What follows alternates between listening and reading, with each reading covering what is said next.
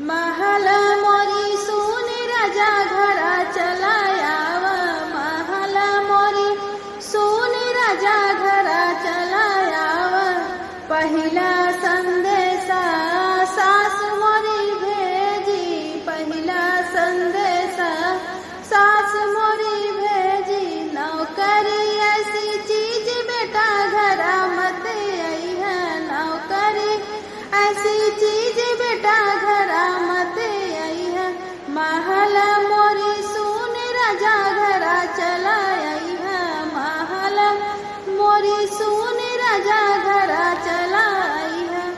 दूसरा संदेशा जेठान मोरी भेजी, दूसरा संदेशा जेठान मोरी भेजी। शहर का सुख चैन देवर घरा मत आई है, शहर का सुख चैन देवर घरा मत आई है। महल मोरी सुन राजा घरा चला आई है, महल मोरी सुन राजा घरा चला आई है।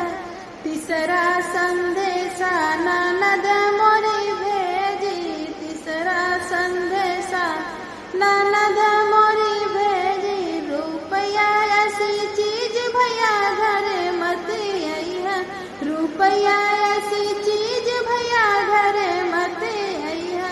महल